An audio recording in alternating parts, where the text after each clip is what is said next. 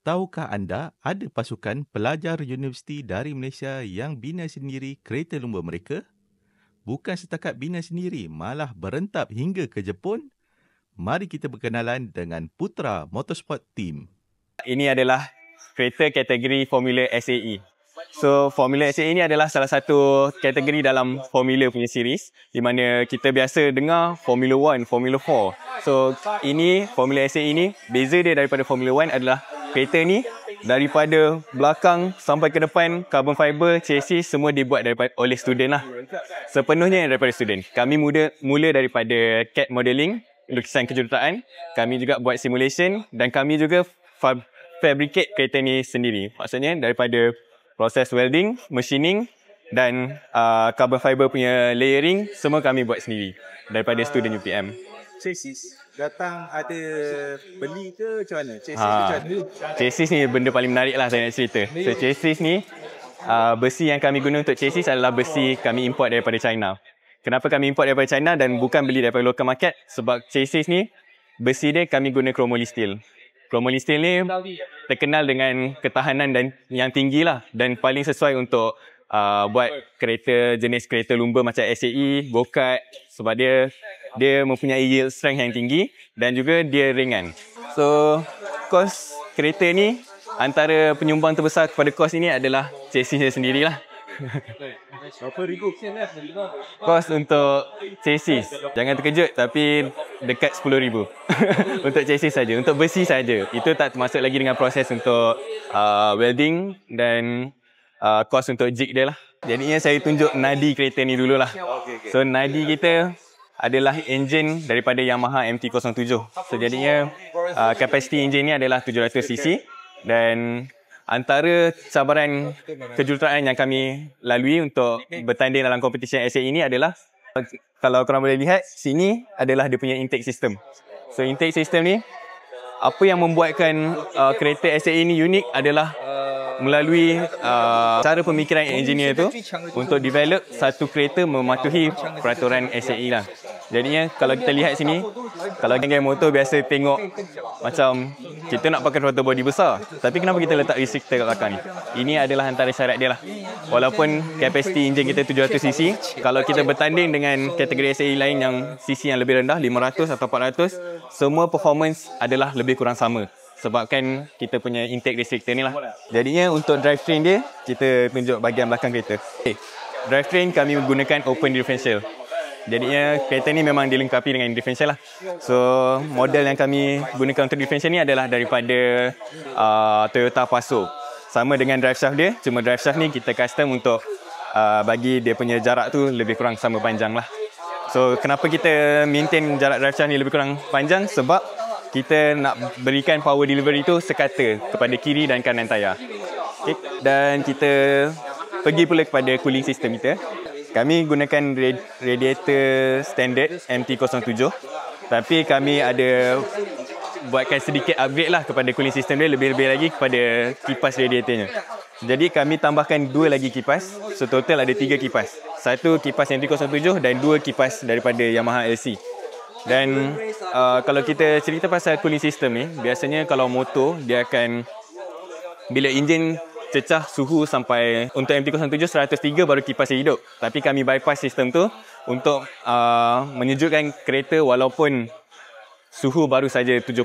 Kenapa kita buat macam ni? Sebab SAE kita tak dibenarkan untuk menggunakan apa-apa jenis coolant selain daripada air suling saja. Jadinya dekat dashboard kita ada kipas. Kalau kita nak tuning engine ataupun kereta tidak berada dalam keadaan bergerak, kita akan buka lah kipas tu supaya enjin tu sejuk untuk kita tuning. Okey. Selepas tu kita beralih kepada suspension dekat sini. Okey. Suspension ni, ini cerita kami yang paling menarik lah untuk kami kongsikan kepada semua orang. Kami adalah pasukan yang di bawah sponsorship Kratos Motorsport. Sejadinya sebab tu kami buka gerai, kami buka booth kami di sini di bawah payung Kratos Motorsport lah. Mereka ni yang telah menyumbang dari segi kepakaran serta spare part untuk melakukan suspension ni lah. Jadinya ini antara cabaran terbesar lah dalam kami untuk mereka bentuk sebuah kereta lumba. Suspension ni adalah sistem yang memegang kereta tu dekat atas jalan. Kalau suspension kita teruk, kereta kita handling pun teruk. Dan macam mana kita nak compete dengan handling yang teruk kalau sedangkan SAE ni semua berkenaan dengan handling. Okay? Jadinya, spring kereta kami ni adalah custom. Memang custom daripada Kratos Suspension, iaitu spring daripada K-Tech lah. Kami custom menggunakan stiffness yang sangat keras lah. Kita boleh kata sangat keras sebab kereta ni berat. Kalau kita gunakan suspension motor macam biasa, kereta kita akan sagak atas jalan lah. Dan kereta ni pernah berlumba dekat 2 track. Di Jepun, Aichi Sky Expo, dan juga di Lita Datuk Sago untuk Formula Student Malaysia. Dan pencapaian kereta ni adalah kami untuk Formula Student Malaysia, kami berjaya mendapat tempat kedua untuk static event dan tempat 5 keseluruhan daripada keseluruhan event itulah. Dan untuk Jepun pula, kami telah melepasi segala scrutineering atau kita panggil sebagai technical inspection lah secara mudahnya. Di mana technical inspection ini dia di kereta ini telah disemak dan diluluskan oleh engineer-engineer daripada syarikat-syarikat terbesar daripada Jepun seperti Toyota, Nissan dan Suzuki. Dan apabila mereka menginspect kereta ini, semua kategori lulus berkenaan dengan safety, berkenaan dengan pematuhan kepada peraturan SAE dan juga lebih-lebih lagi bahagian keselamatan lah. Driving experience kereta ni, sebelum saya naik menjadi ketua pasukan, saya selaku driver untuk competition di Formula SAE Jepun pada 2024. Apa saya boleh kata pasal kereta ni? Kena berani tekan minyak lah. Sebab kalau kita tekan sikit, walaupun sikit, kereta ni memang akan melompat ke depan. Kenapa? Sebab kita menggunakan final drive yang agak tinggi, iaitu sekitar 3.57. Jadinya sprocket kami saiz depan 14, belakang 50. Sprocket belakang custom sebab kita tak jumpa saiz yang begitu besar lah untuk enjin ni. Jadinya memang kereta ni bulb acceleration cantik. 0 ke 100 meter dalam masa 4 saat saja. Kita cerita pula pasal aero package kereta ni. Segala daripada front wing ke rear wing. Biasa kita tengok macam spoiler semua ni lebih kepada macam aesthetic punya purpose. Macam kalau kita tengok car culture, kita letak spoiler macam nampak smart yang tak. Kami untuk aero package, kami telah melakukan segala simulation untuk seperti computational fluid dynamics CFD, di mana kami ada model untuk lihat keberkesanan aero package ni. Dan kami ada cerita yang menarik lah untuk cerita pasal aero package ni. Betapa signifikannya function aero package ni. Masa kami bertanding di Formula Student Malaysia, kami ada terlibat dalam kemalangan kecil di mana front wing kami patah. Dan apabila front wing tu patah, untuk next lap kami jalan tanpa front wing.